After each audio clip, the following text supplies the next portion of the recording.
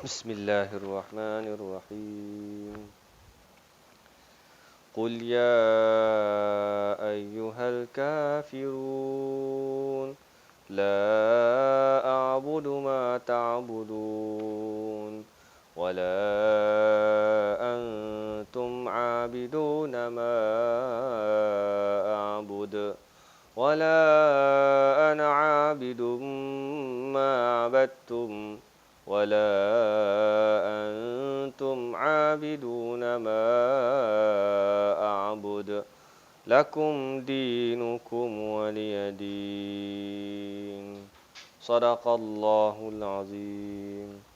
Katakanlah, wahai Muhammad sallallahu alaihi wasallam, wahai orang-orang kafir, aku tidak akan menyembah apa yang kamu sembah, dan kamu pula tidak menyembah apa yang aku sembah.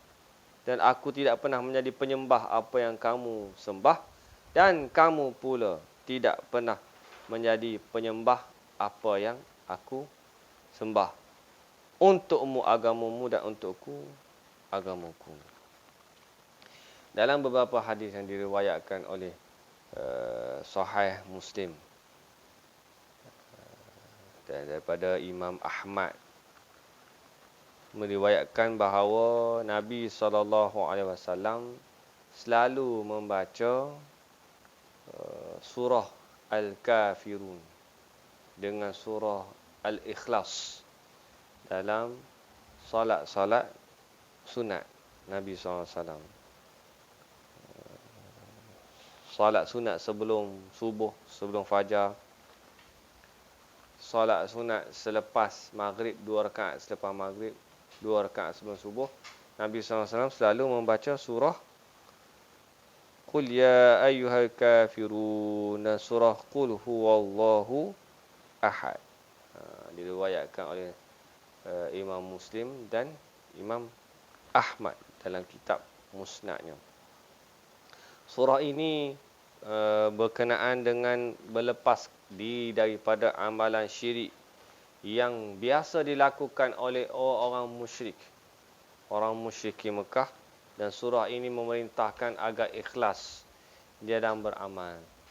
Allah SWT kata Qul ya ayyuhal kafirun. Perintah ini mencakupi semua orang kafir yang ada di atas muka bumi Allah Subhanahu Wa Taala ini. Tapi khusus dalam ayat ini yang dibaca dan bicarakan dalam firman Allah SWT dalam ayat ini khususnya kepada orang kafir Quraisy.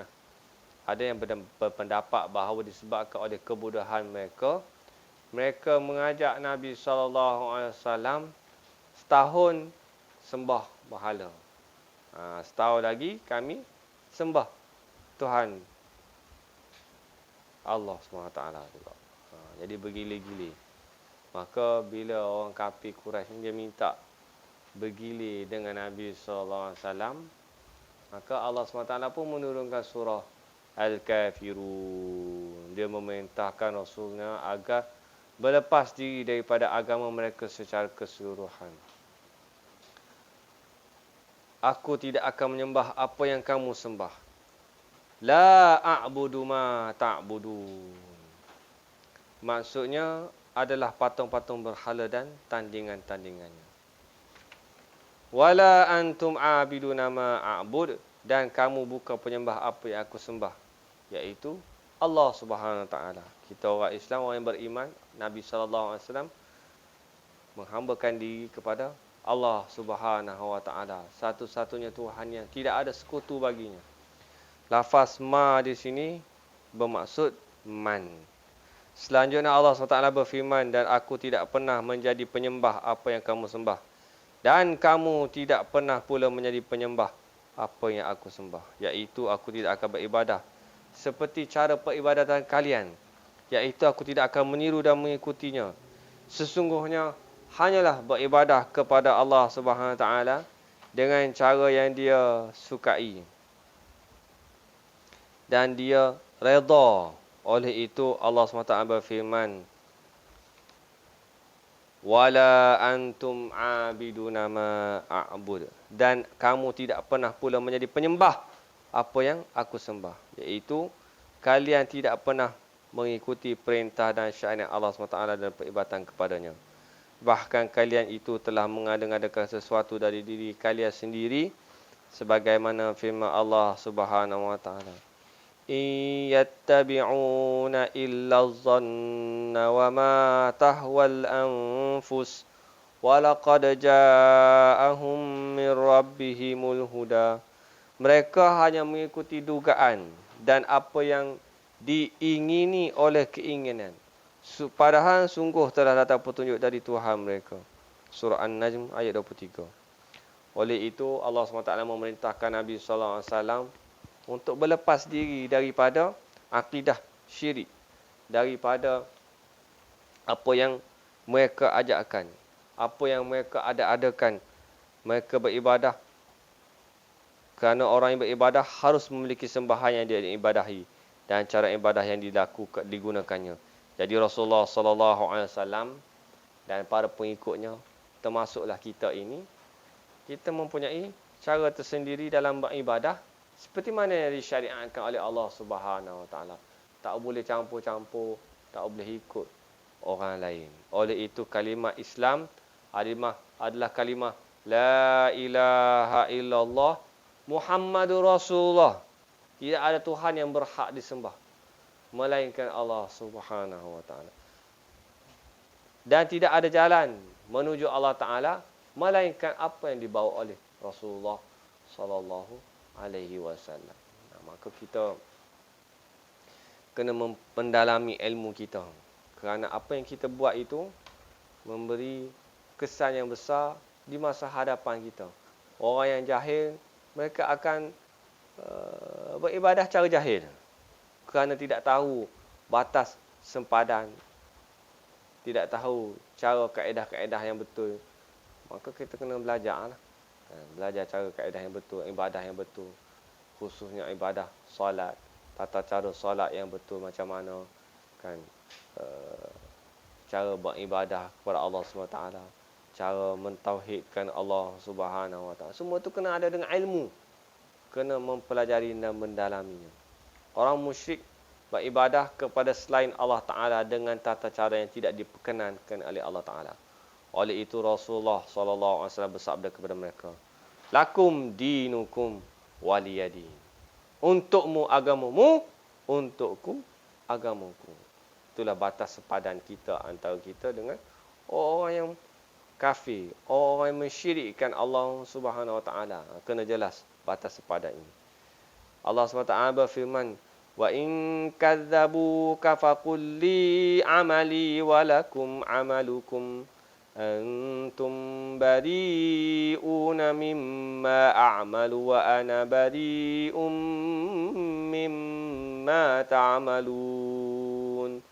Dan jika mereka tetap mendusta kamu, wahai Muhammad sallallahu alaihi wasallam, maka katakanlah, bagiku pekerjaanku dan bagimu pekerjaanmu.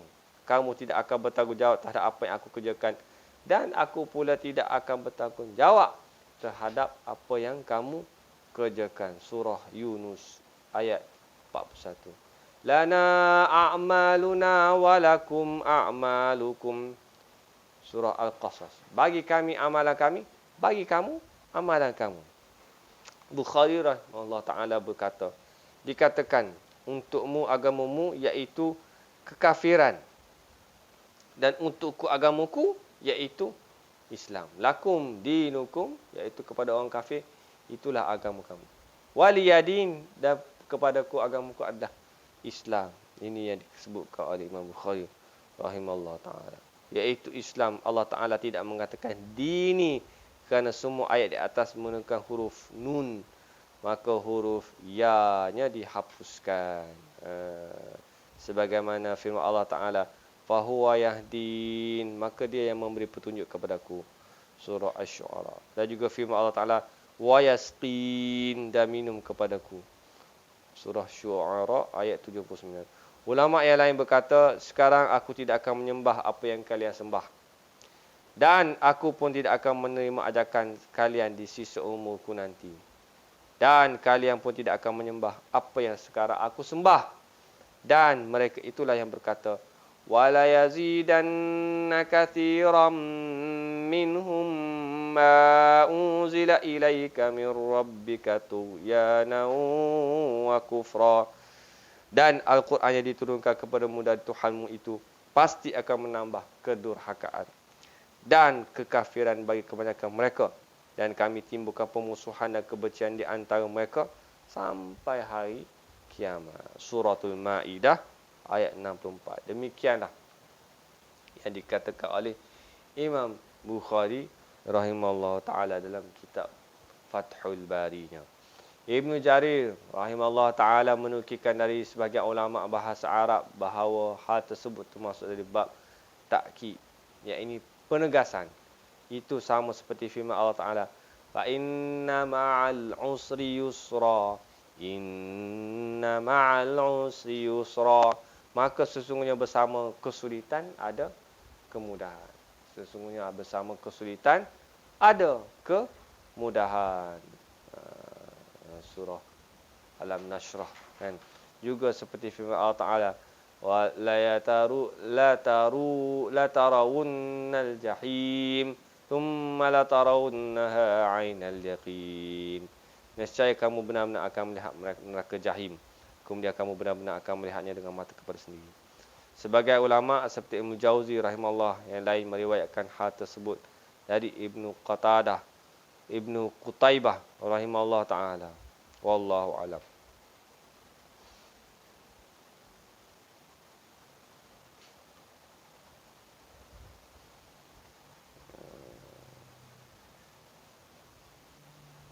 InsyaAllah mudah-mudahan ada sedikit manfaat untuk di kita semua insyaAllah.